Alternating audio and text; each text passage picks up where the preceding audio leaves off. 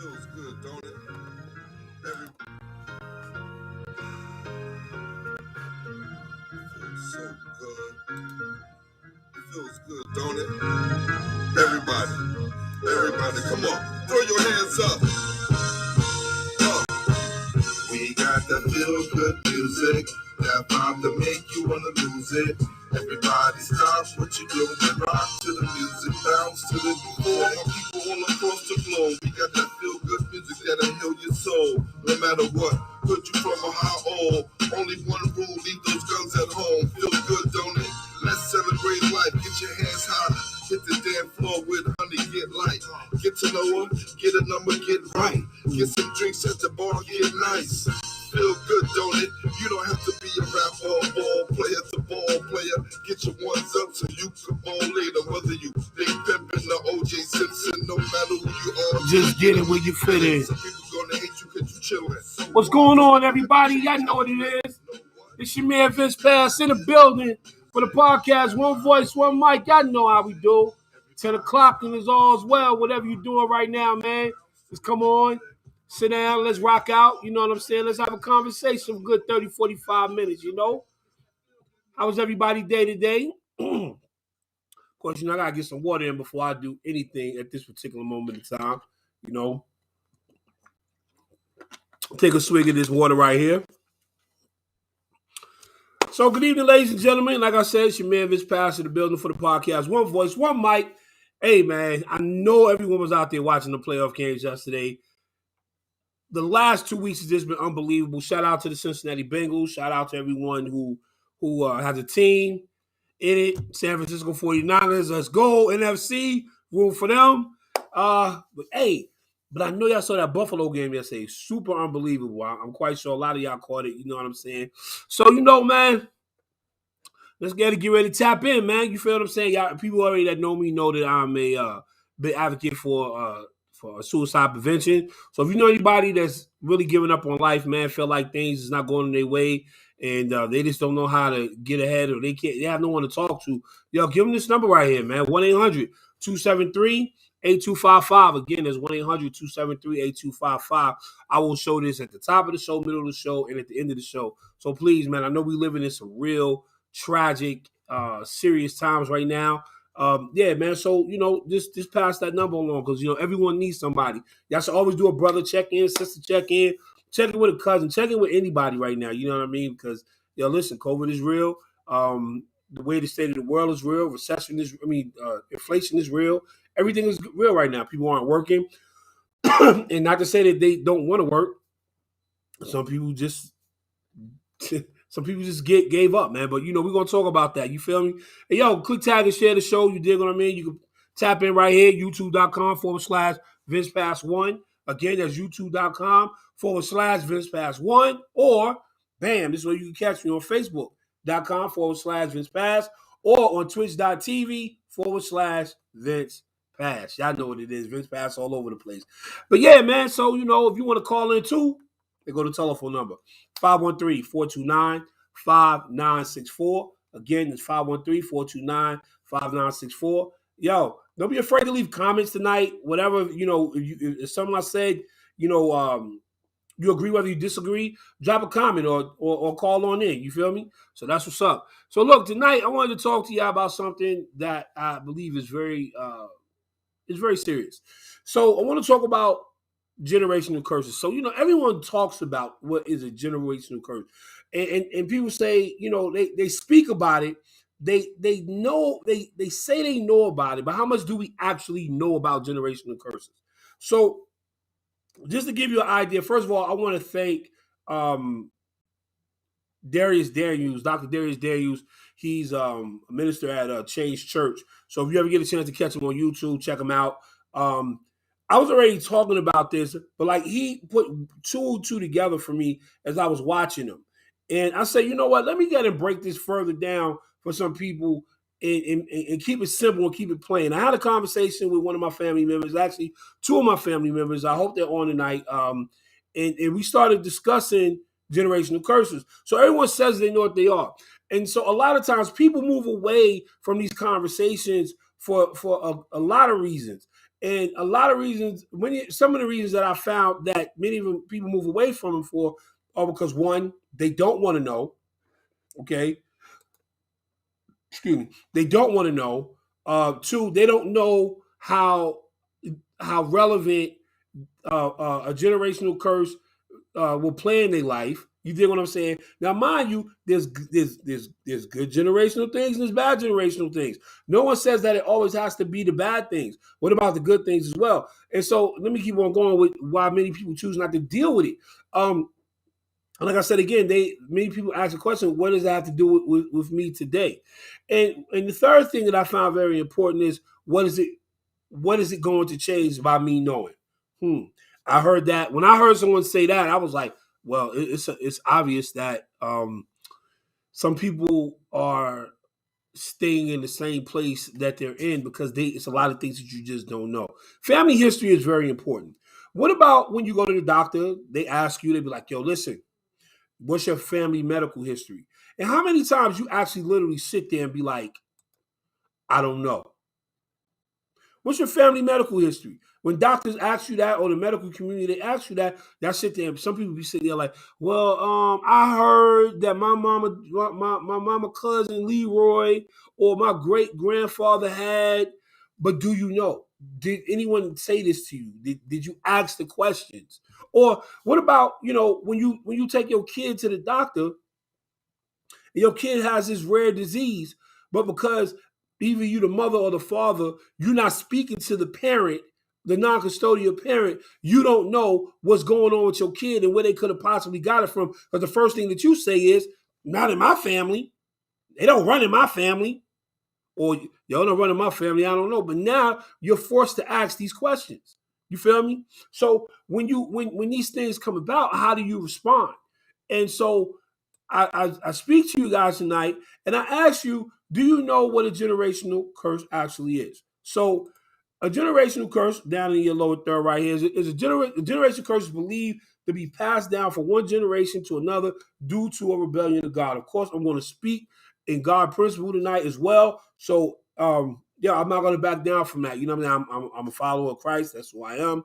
And so I could not do this podcast without including my Lord and Savior in this, because at the end of the day, when you begin to trace back how these generational curses take place, or how to resolve, you can't do it without God. So let me go ahead and keep moving.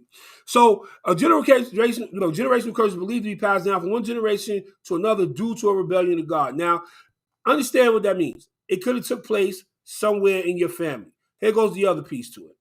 All right. It is said that if your family line is marked by a divorce, incest, poverty, anger, or other ungodly things, if your family line is marked by patterns, you are likely under a generational curse. So let's sit back for a minute. You looking at this like a little weird. So let's take this for a second. If your family line is marked by patterns, you are likely under a generational curse. Okay, let's not just speak about slavery for a minute, because we talk about slavery. Let's talk about all of the things that slavery may have brought to us. We fell upon the rape, we fell upon the misogyny, we fell upon the homosexuality, we fell upon a lot of things. You feel me? That were either taught to us, we were forced to do. These are the things that has happened, whether it be by the will of their own, or they were forced to do it. You feel what I'm saying? We just got to be 100 with it. You did? So we just talking about how if your family line is marked by patterns, let's understand something. Let's understand what patterns are, okay? Patterns are what? Behaviors that are consistent with things that have taken place prior. And they could be negative or positive. Some people have, you have some people who are generationally rich, okay, in tradition. Okay, and there's some good traditions. Like every Sunday, your moms, you know what I'm saying, or your grandmother and them, they cook. And so that's a generational tradition. That's not a curse, but that's a generational tradition that takes place, right? But I'm only speaking in the terms of the things that have held you back, okay? Or hold others back, or hold your family back, or held your family in this one little space. So let's talk about if your family line is marked by patterns. Understand this is what patterns are. Patterns have momentum, ladies and gentlemen. Okay, patterns have momentum. We'll talk about the second part of that in a moment. Patterns have momentum, whether it be good or bad. So if we're talking about how patterns have momentum, let's think about how, you have a father and son who share same jail cell. How many times have you heard of that? That, Mike's son is out here doing the same thing that Mike did. Well, then it's like, it's no different because his grandfather was the same way. So generational curses. The sins of the father, it will fall on the son, the same as mother to daughter, and it'll be visited upon third and fourth generation. That's Deuteronomy 5:9. Okay, so if you want to know where that comes from, read Deuteronomy 5:9. It said, "Thou shalt not bow down thyself unto them, nor serve them, for I, the Lord thy God, am a jealous God, visiting the iniquity of the fathers upon the son, upon the third and fourth generation of them that hate me." Okay, so somewhere along the lines, there was a lot of disobedience, even in my family as well. I'm not excluded because this year last year we found out so many things about my family that it was just really unbelievable, like jaw dropping. You feel me? But we felt that we are the generation that will break every curse, not because we decided to say, hey, we're going to turn our lives over to God, but we were going to expose the secret that sat in the dark room that people choose to not want to deal with or speak about. Now, mind you, there are things that people will go to their grave with. I'm not even going to lie. There's things that you may go to your grave with. Okay, but just understand, as you're going to the grave with it, okay, you need to know one thing, that somewhere along the line, in generations to come, that what you went to your grave with, by not sharing it, that could possibly change the future of one individual in your family, just one, to put them back on the positive road, and you went to your grave with it. You got to answer for that. Whether that be, you know what? I don't know whether or not that may be the weight that gets you either into heaven or hell. But that's a heavy weight to carry. But like I said, patterns have momentum. So how many times again have you seen? Okay, Keisha had a baby at 14, right? Her mother had a baby at 16. So what's the how many generational teenage pregnancies have you seen? How many generational criminals have you seen, from selling drugs to robbery to things like that? How many generational rapists have you seen? So don't think for one moment that the sins of the father or the mother don't fall on the son or the daughter. It's going to visit somewhere. But we have two things in the morning to be able to deal with that. We have a chance of the choice. But if they don't know where it's coming from, what's the origin, how are they going to deal with it? That creates the stronghold. So let's talk about the stronghold for a second.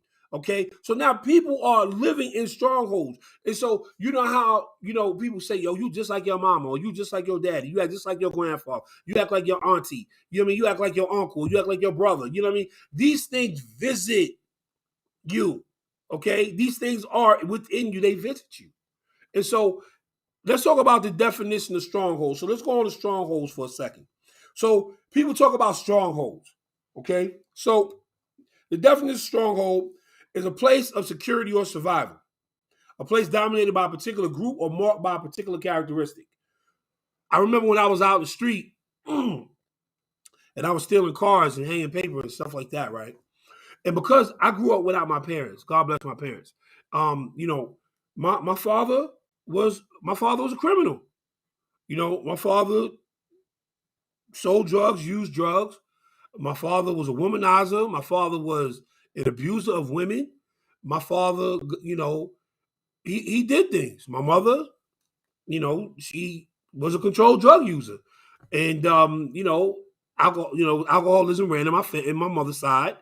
And these are the things that turned around and visited all of my brothers, most of my brothers and sisters. Okay? Because we didn't know some of the things we didn't know, but then there were some of the things that we did know that we didn't know how to combat. So no one taught us or showed us how to fight against what we were dealing with. And so we were stuck. We were stuck in that stronghold. We were stuck in that mindset. We were stuck in that place.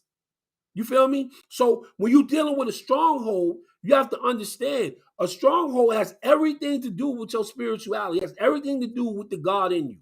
Everything. You cannot break the stronghold without having some type of spiritual work. Okay? Whether you're dealing in Islam, whether you're dealing in Judaism, whatever you choose to deal in, you feel what I'm saying? Whatever you choose to deal in, you have to understand that you cannot break the chain. Understand what Tasha Cobb said, breaking the chains. You can't break the chains of your mind, you know what I'm saying, if you don't have God in it. Can't, period. I don't care if you go chant 20,000 times a day, Nam Yehovah and kill. I don't care what you do. There has to be a spiritual base of you recognizing where you at that time. Okay, so a place is dominated by a particular group, marked by a particular characteristic. So think about it for a second. If you are, if your pops, you feel what I'm saying, or your moms, you know what I mean, were heavy weed smokers, right? And you've seen this every day, right? But mind you, as you got older, you made a choice not to do it, correct? Okay, because you knew what it possibly could bring, because they say weed is a gateway drug, right? But your moms and pops started out with weed, then they graduated. But when you saw that, you was like, yo, I'm not about to let that get to me. You made a choice. You had a chance, an opportunity to say, yo, I'm not about to let what they've done in their life affect me. I won't use drugs. I won't drink. I won't do those things, okay? And when you made that choice, you found at some point that there were situations that arose to as you slipped and you smoked some weed. Oh man, I'm only gonna do it once or twice.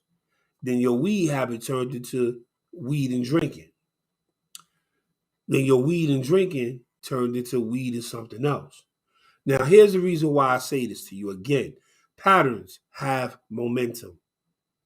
Okay? This is why you have to be careful and you have to always be in prayer throughout the day. Okay? There'll be times where I'll be thinking negative things or and negative thoughts jump into my head, and I gotta be like, yo, I bind you up in the name of Jesus. Or even if you're Muslim, you feel what I'm saying, you'll say, "A'udhu billahi minash shaitanir rajim." I bind everything up in the name of in the name of God. That's what that says. You dig what I'm saying? And that's true. And I'm gonna put that up there, Liz. And Liz, Liz says, however, I made different choices that weren't the safest or the healthiest. And you know what, Liz, that may be true. So I ask you, when you made those choices, right? Did you make them with a God mindset? Because in order for us to get away from the stronghold, we have to understand that a stronghold has everything to do with non-biblical thinking. You feel me? Bottom line, if you out here in these streets hustling, yo, we're not dealing with God, period. Let's be 100. I wasn't out here being concerned about what God was saying and was doing. I wasn't about that. I wasn't worried about what the law going to say. I wasn't worried about what Jesus was thinking. I wasn't worried about none of that. Period. Okay? So at that point, I became addicted to the money that I was making. You feel what I'm saying? I was addicted, all right? The stronghold, you feel what I'm saying, wasn't the addiction, wasn't the action that I was doing, okay? The addiction was the actions that was preceded after I had the mind state and I sat myself there. You feel me? I want y'all to read what she said. However, I made different choices that weren't the safest or the healthiest, okay? So understand something. When you made these choices again, was it in a God mindset? And that's your point. I was so focused on not repeating my elders' mistakes. This is what she said. She said she was so focused on not repeating my elders' mistakes, I didn't give thought to the best choices to make for myself. Again, that's when the God thought is not present. Hey Liz, what's going on with you, man? I appreciate you chiming in. You know what I'm saying? You tapping in with this. You know what I'm saying? Liz, if you want to know about Liz, she's on IG. real positive sister.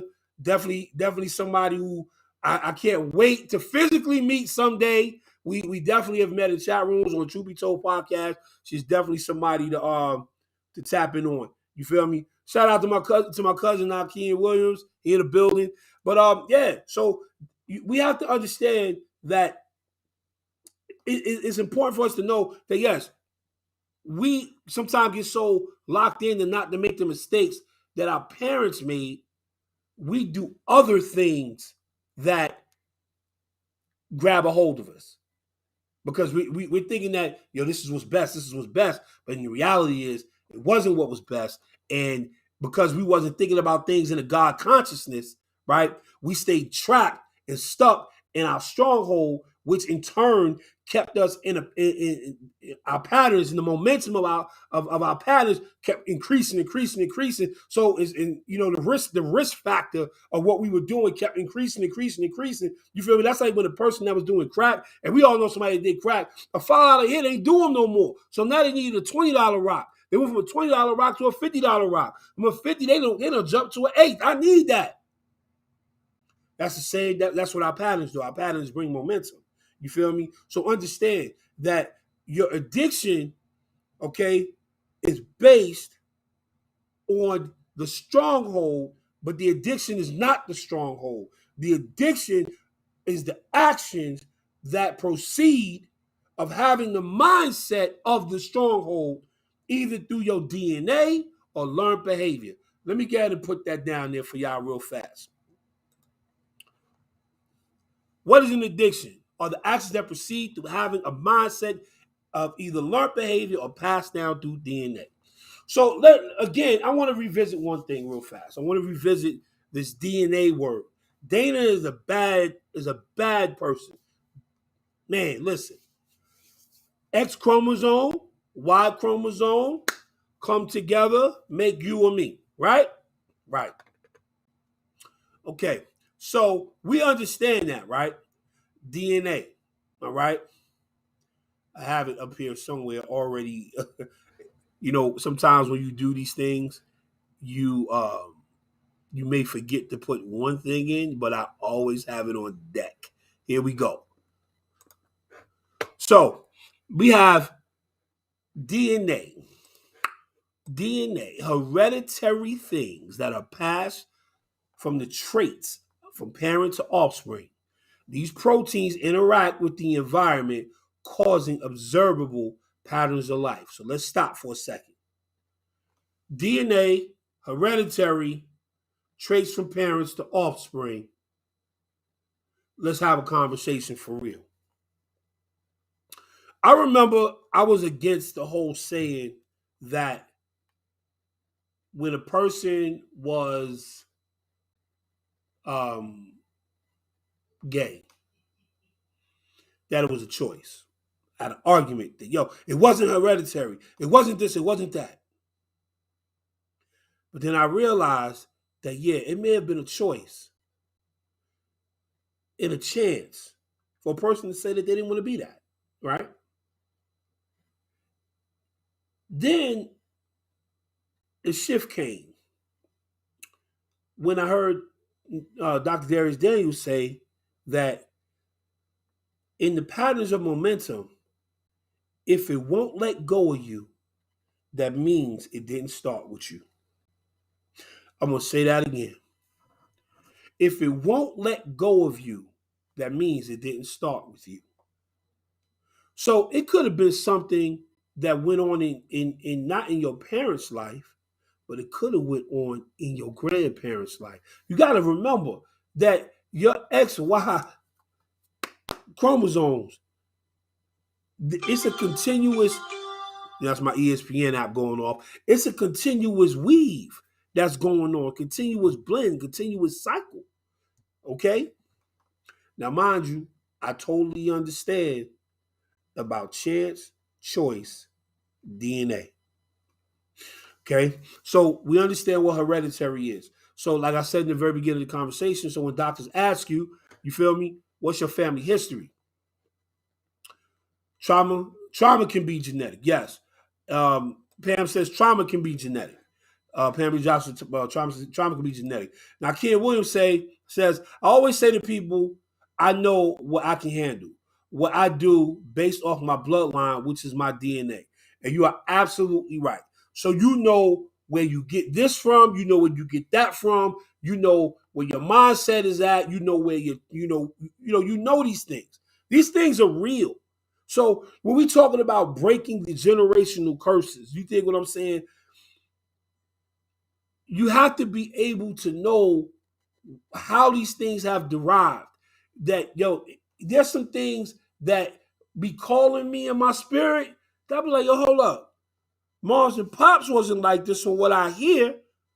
But when I hear that, okay then. So I got to definitely be in prayer. Y'all bind and rebuke me and stay saying in the name of Jesus, stop trying to get at me. I got to fight. I got to fight the spirit that's trying to attach itself to me.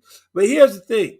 When you're ready to change your mindset, when you truly ready to change it, you are going to rewrite your DNA.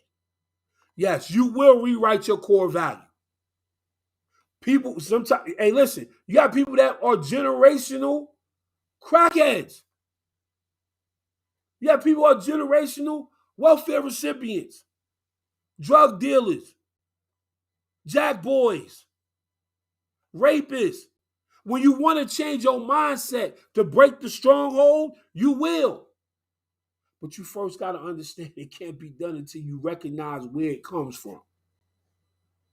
Sometimes you have things that just won't let go of you. Understand it didn't start with you.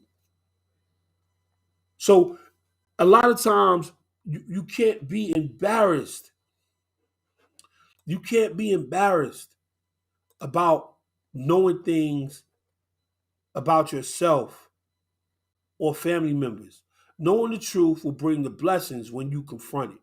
When you confront things as a unit, all right?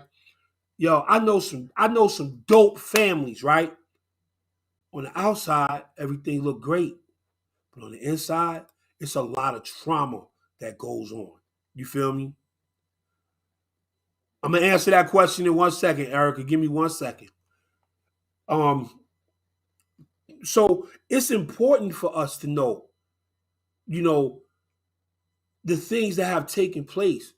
And on the outside, the shell may look all good or like a marriage. You feel what I'm saying? But on the inside, when you get on the inside of that thing, oh man, it's a lot. It's a lot of things going on that's not being addressed.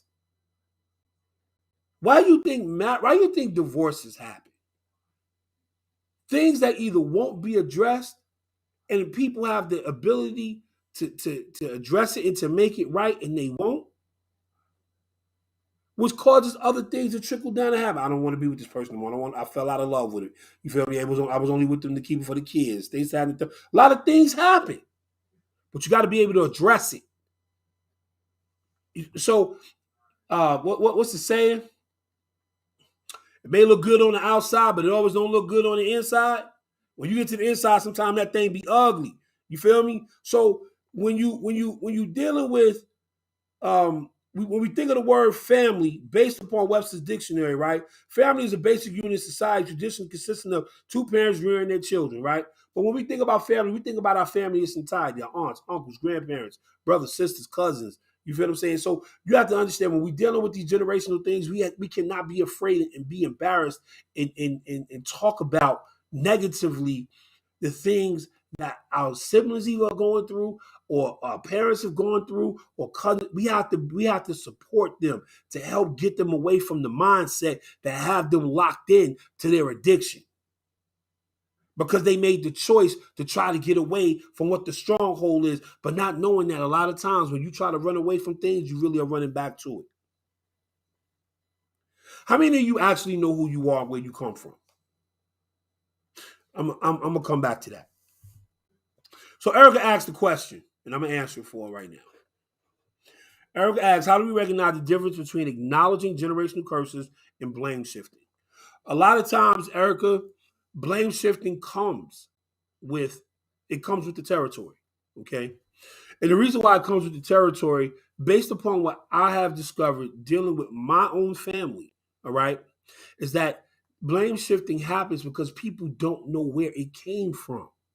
Remember, if you're dealing with the God principles of your life, when you get to that place and you're dealing with God principles, not the principles that you apply just to fit your situations, but when you begin to deal with God principles in everything that you do, you begin to understand that the sins of the father and the mother will fall on third and fourth generation. So it did not start with you. It started somewhere else. But best believe that, because it didn't start with you and we know that it started somewhere else, somebody knows where it started. It just has to be acknowledged. And the reason why people don't like to acknowledge those things, Liz, is because they are embarrassed. They're embarrassed to speak about things that you want to say, not my family. Not my family. So when people began to shift the blame of things, hold on. Blame shifting, where'd you get that from? Was that a learned behavior or was that a DNA behavior? When you begin to truly sit down and recognize you and start dealing with yourself, you'll know what's you and what's not of you. You know what I'm saying? So, like back in the days, the guys would say, have knowledge of self. You did what I'm saying? So, do you have knowledge of self? How many of you really know where you come from? I'm not just talking about the genealogy of us coming from overseas. I'm not talking about that. I am talking about, do you truly know who you are in your family and where you come from? We're not dealing with what took place over across the water. We're dealing with the things that affect us now and still affecting each individual family. So when we talk about dysfunctionalism, we have to understand where it comes from. We can talk about, it came from slavery. No, we got to get deeper than that. We got to go deeper, dig deeper. And if you never find out, you still got to deal with the mindset of yourself. You still got to break away from them chains that still bind you. So people say, well, then why do I need to talk to my family about it? Because the importance of it is the importance of the family structure becoming stronger. And you possibly will be helping somebody else along the way. Saying good evening to my man. Oh, yeah, my man Petty Podcast in the building. Check out the Politically Petty Podcast show. My God, you can catch him. You can put your handle up. I'll get you at the end of the show. Definitely shout it out. Now, Key says, in order to want to make a change in your life, you have to be sick and tired of being sick and tired to allow God to make the change in your life. That's so true. That's so true. And so, again, patterns have momentum. People get locked in, Naki, because they don't want to face the embarrassment of the things that they are doing, okay?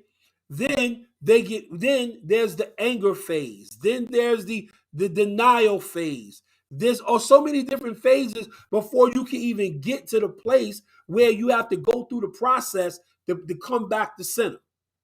A lot of people don't want to go through that fight. A lot of people don't want to do the work. So we stay stuck and then we pass these same things on. We pass them on. And then as family, we do the worst thing. And here's where the worst thing is. We talk about it negatively instead of uplifting them, instead of putting them in prayer, instead of speaking good words and positive stuff to them. Because they stuck. They're stuck in a stronghold in a place that some people, you got your stronghold, I got my stronghold. I don't know what it is to be in your stronghold. If you are a woman that's being abused and you're still staying with that person, I don't know what it is to be in that. But I can't knock you for it. Just like if a person doing crack, I don't know what it is to do crack. I don't know what's holding that person there to keep doing crack. All I can do is uplift that person. I don't talk negative about it. So we're gonna get to some of the things that we can do to resolve or bring some type of level of resolvement to self.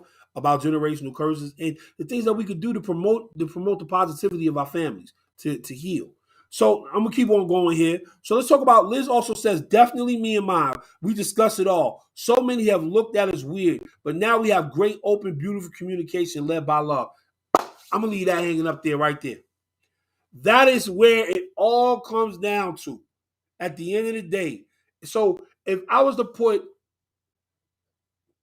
I'm gonna put God into this line here. Definitely me and mine. You feel me? We discussed it all. So many have looked at us weird. Hey, listen, you're a peculiar people. God loves peculiar people, okay?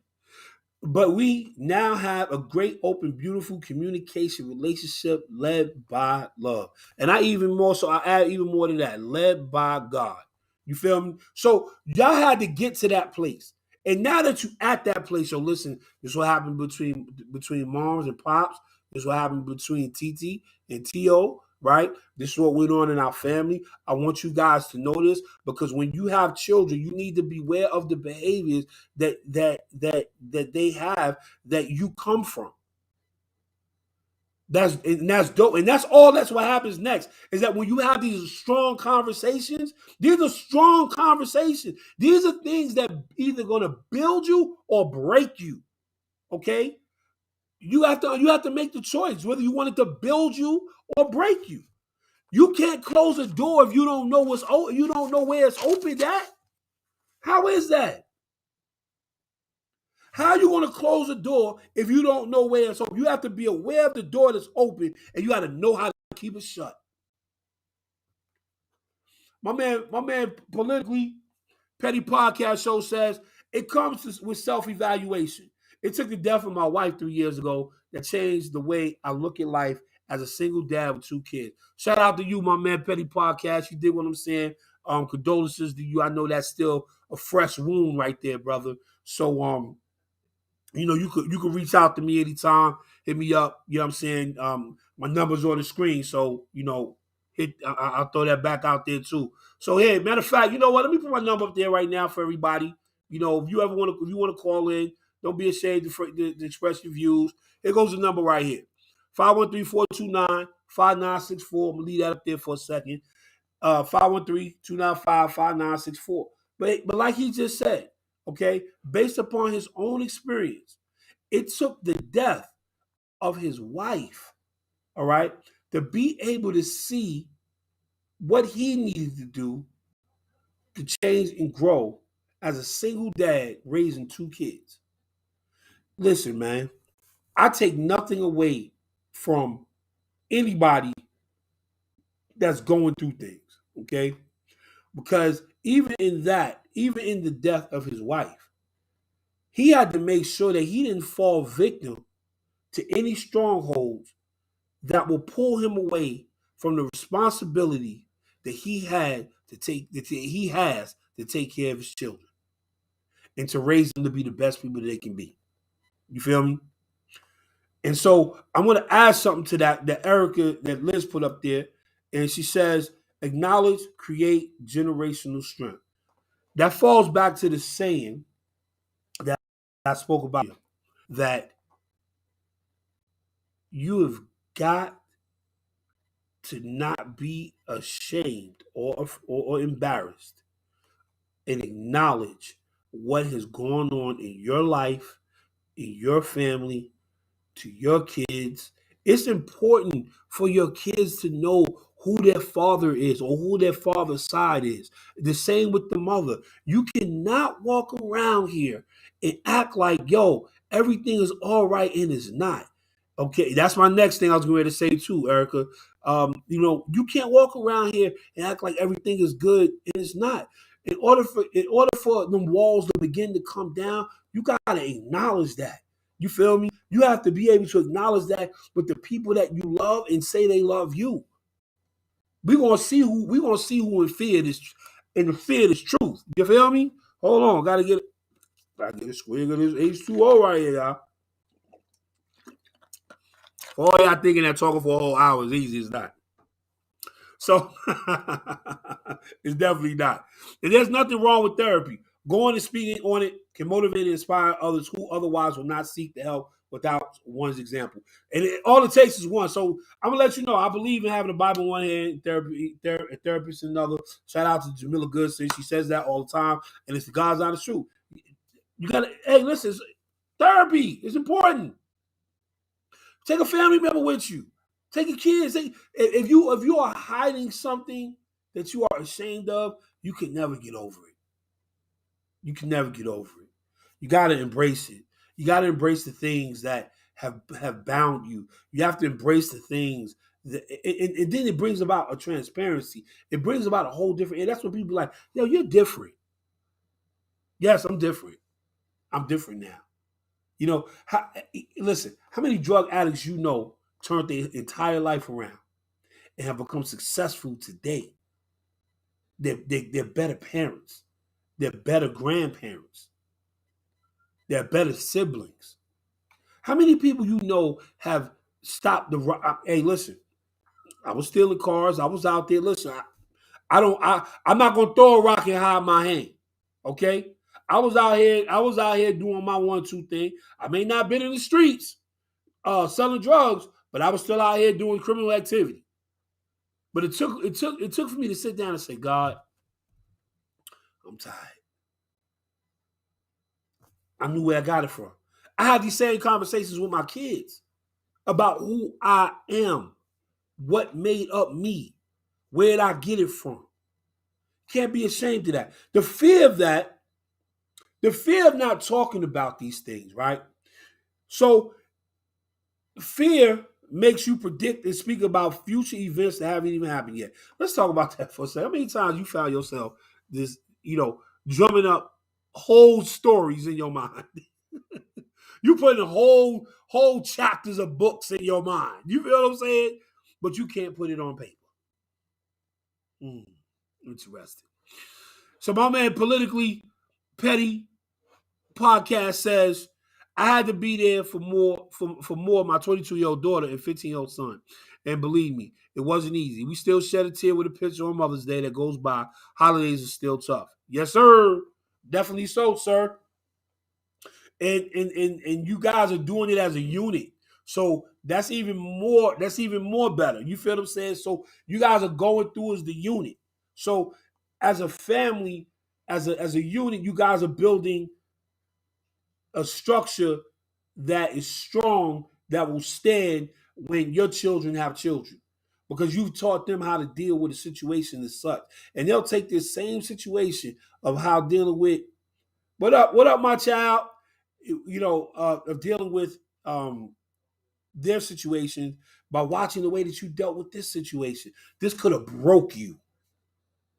This could have broke you, bro. But you didn't let it break you. And that's because you had that mindset. You knew in your heart that, she wouldn't want it this way. But more importantly, you had God sitting right here. Whatever you believe in. You feel me? So, I just find that a lot of times we don't want it. We have to acknowledge, we got to give flowers to people who have fought to get to where they're at. So I give a shout out to everybody that's even on this podcast right now, that's watching and listening. And I just want to say, hey man, your journey is never ending. Life is a marathon. It's not a sprint. And what's happening, baby girl? What's going on with you tonight? I see you taking pictures too. We gonna talk. Got to give them flowers. You dig? So the pain and confusion that comes with the loss of a parent is never ending. I lost my mom at 7, and now I can only utilize it to strengthen me. And same for me. I lost my parents at 5 to a murder-suicide. My dad killed my mother, stabbed over 25 times with an ice pick, and I seen the body. You know what I mean? So, hey, trust and believe me, those were traumatic times for me. And back then, I wish I would have had counseling. Back then, in the 70s, wasn't nobody talking about counseling. They would have thought you was crazy, plumb cuckoo. You know what I'm saying? But I just have to tell you, man, that these things are just so real. So let me put a different spin on this real fast, okay? So we understand that We have to, in order for you to know how to close a door, you got to know where it's opened at. And a lot of times, we have to address the things that our parents have done. We have to address the things that our parents have allowed to be done to us. We have to address the things that our grandparents once were or what they did. For whatever the reason is, we just have to know that it took place. Within the family structure, we got to know, like, yo, this happened. So where are we at? What are we going to do to fight and heal one another and help one another? Your story will help somebody else. And yeah, and it's all right that people are going to be upset about it. It's going to be all right that people are going to be mad that you bringing about the truth to the family or truth about things that you know needs to be addressed. But if every family begin to address their generational strongholds and fight to break these strongholds and fight to change the mindset and begin to have them honest conversations, you will be surprised in the direction that your family will be going into. You'll be surprised what happens with that cousin that you didn't get along with and why you didn't get along with them. Or you and your brother, why y'all don't get along, or your sister, your siblings. You'll be able to understand, yo, what is it? What something is going on within us. Something is going on within us. We got to address it. My man politically says we did end of life counseling, and when she was going through cancer treatment, it was one of the hardest things I've ever done. We were married 20 years. Never thought we would have to talk about this. You know, I have a friend named Gary Stevens who recently lost his wife Malika, who's one of both of them are my dearest friends. They're like my brother and sister. They met in college one day, and they was in love ever since. The hardest thing that Gary said to me he has ever done in life, he had to watch his wife die, disappear in front of his eyes. Okay, he said, "V, you never know what that does to a person. You feel me? Never know what that does to a person." Politically, my girl Liz said that counseling was a blessing for you. Definitely was a blessing because you walked through it. And during that time, Spank was keeping me abreast of what was going on with him. And throughout all that time, Spank stayed with a smile. What we seen and what he showed us was how to persevere through the toughest of times. And watching a person die in front of you, I think that kind of constitutes as being probably the toughest thing. Knowing that the person that you took vows with wasn't going to be with you anymore. Wasn't a sudden thing. It was like, I watched you die in front of my eyes. So, politically, man, I don't understand what you've gone through, but I definitely sympathize with what you hold on to. I know these last 23 years of life for you has been tough because you had your ride or die with you for 20 of them things. But I know these last 3 years has definitely been the toughest for you. And I applaud you, brother, for even sharing that with us tonight. I'll give you a round of applause for that, my brother. Big up to you. You feel what I'm saying? For even sharing that, for being transparent with the audience tonight. But that's what we do out here. You feel what I'm saying? When people find a safe space to be able to have a conversation, articulate their feelings, and be able to open up to allow us to have a quick look into their lives. It's hopefully giving us a level of insight of how to deal with people or what will happen if one day we all go through a situation like that. So I know who to call if I ever go through that particular situation. So I already know how to get in touch with you, brother. And definitely the hardest thing was sitting 5 feet away from my wife's casket and with my kids by my side, knowing that, yeah, my soul was hurting. Yeah, brother, I could definitely dig it. I definitely could dig it. Definitely could dig it. Like Liz says, vulnerability is okay. You feel me? Vulnerability is okay. And I said that at the beginning of the show. Being vulnerable is okay. But in order for us to get to these places where we can talk about these generational things and how to, and working on to heal ourselves and bringing away from mindset, from the mindsets that hold us, you know what I'm saying? And get to our spiritual place and dealing with God. Yo, we got to be able to be transparent. We got to be able to be to be vulnerable. My daughter is deep. It's deep. It's deep. And you know, you have to understand the behaviors in which you have and who you get them from. And it's important to know who your mother and who your father is. And it's important to know the things that happen on your father's side of the family. It's important things to know that happen on your mother's side of the family. So when one day you are encountered with a situation or you feel something in your spirit and your soul that's tugging at you, that can't let you go, you better know one thing. It might not have started with your mama or your daddy. It may have started with the generation before them. Bam. Yo, but you know, man, as usual, y'all know what it is. It's your boy Vince Pass in the building. I want to thank everybody that came on tonight, man, and shared something. I want to give a shout out to everyone that was in the chat. You did what I'm saying. My girl Anissa, you know what I'm saying? Liz, thanks for tuning in. You feel me? Always a good time when we chop it up. My cousin Naki, you know what I mean? Pam, thanks for chiming in. That's what's up.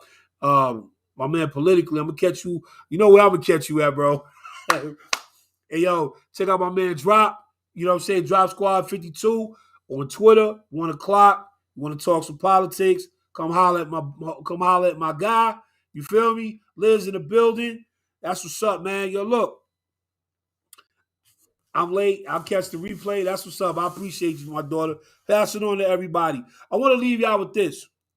You have to be aware of the door that's open so you know how to keep it shut.